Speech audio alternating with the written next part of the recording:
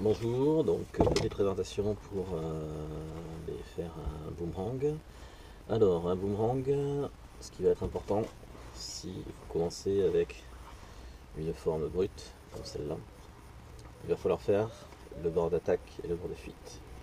Donc la partie que vous voyez ici, c'est la partie qu'il va falloir poncer pour le bord de fuite. Donc vous voyez, ça c'est un boomerang droitier. On va poncer cette partie-là. Boomerang de gaucher, c'est le côté inverse. Donc moi pour l'instant, je vais faire le boomerang de droitier. Je prends une cale. Première partie, c'est casser la petite arête ici, en bord d'attaque.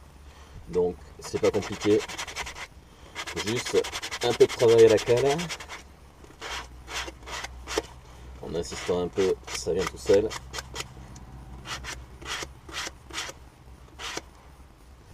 Voilà, il n'y a pas besoin de faire énormément. On peut voir assez rapidement, voilà.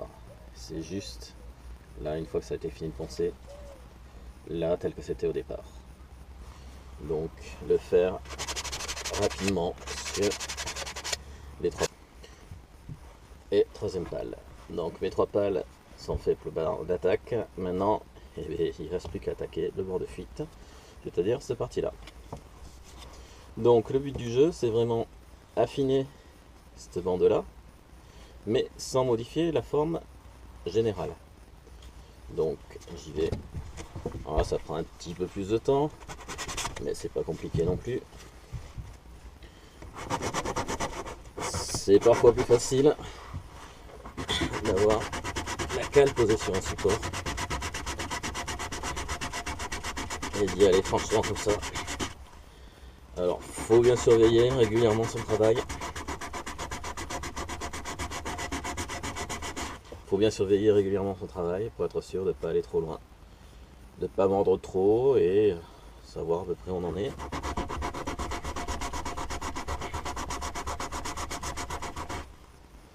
N'oubliez pas régulièrement d'enlever le grain qu'il y a sur la cale. Ça permet de toujours faire du beau travail. Et vous pouvez modifier aussi l'endroit où vous poncez.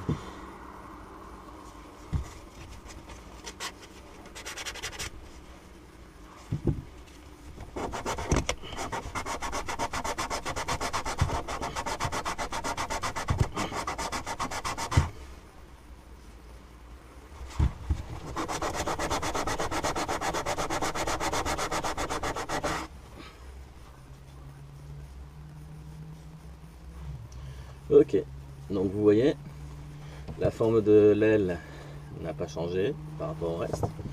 C'est juste que elle s'est affinée, comme vous pouvez le voir.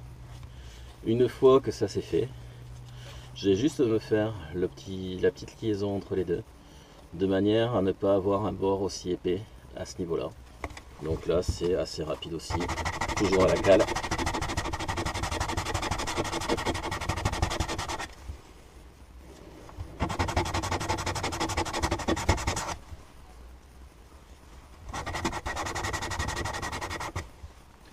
Cette partie est vraiment à arrondir et à affiner, c'est ce qui va permettre.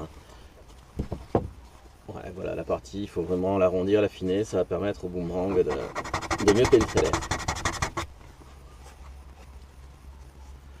Voilà, donc là j'ai une pale qui est faite, vous voyez, ça prend pas beaucoup de temps. Il ne me reste plus qu'à faire les deux autres. Voilà, donc vous voyez, j'ai vraiment poncé le long du trait. Donc maintenant, voilà, c'est plus un boomerang brut, c'est vraiment un boomerang qui est taillé, celui-là donc est droitier. Donc eh bien on commence par enlever le plastique de protection. Donc voilà, regardez, c'est pas compliqué à faire. Et ensuite, quelque chose qui est assez important, on va décorer le boomerang, notre créativité. Il y a juste un truc qu'il faut savoir, c'est que le décor du boomerang n'est pas quelque chose d'anodin. Ça permet de savoir si on le tient Bien. Tout simplement, maintenant que j'ai enlevé le film plastique, vous pouvez pas savoir quel est l'endroit, quel est l'envers. Bon, l'endroit je le sais parce que ici ça a été poncé. Mais si vous vous amusez à faire des concours de vitesse ou autre, il faut pouvoir instantanément savoir si le boomerang vous le tenez à l'endroit ou à l'envers. D'où l'intérêt de la peinture. C'est des crayons de peinture acrylique qui permettent de faire un décor sur les boomerangs. Donc voilà.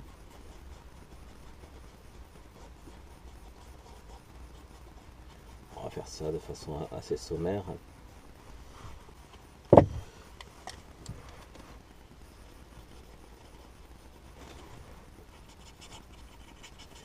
Évitez les couleurs camouflage. Parce que après, quand vous allez les chercher dans la terre, ce sera pas évident. Et évitez aussi de mettre sur les bouts des pales, dans la mesure où c'est par ici que vous le tiendrez pour le lancer. Ça évite d'avoir la peinture qui s'en aille trop vite. Et si ça n'a pas le temps de sécher, c'est vrai que ça va éviter d'en avoir plein les doigts. Donc voilà, et l'avantage, ce que je disais, c'est qu'à partir du moment où vous le tenez dans votre main, donc ça c'est un droitier, je tire main droite, il y a la couleur qui me regarde, donc je sais que je tire l'endroit. Si par contre, je ne vois pas la couleur, là ça veut dire qu'il est à l'envers. Donc voilà, et maintenant, eh bien, il ne reste plus qu'à vous amuser, et la suite sur la prochaine vidéo. Donc, on va apprendre à utiliser et à lancer un boomerang. Donc le boomerang, voilà, quand il est décoré, vous le tenez toujours, donc ça c'est un droitier, je tiens la main droite, le décor me regarde. La position de la main, du moins du boomerang dans la main, voilà, ça va être à peu près comme ça, c'est-à-dire qu'on le pince un peu comme un stylo. On le met bien en appui contre la main. Et le geste sera donc la main qui vient bien en arrière, en avant et en bout, un petit coup de fouet. Donc, bien une position comme ça, avec le bout de fouet, quelque chose de bien énergique. Ça, c'est le premier truc à savoir. Deuxième truc, il faut repérer le sens du vent. Donc là, bon, j'ai pas amené de manche à air. Le vent, il vient à peu près d'ici. Il faut que je lance mon boomerang à 45 degrés.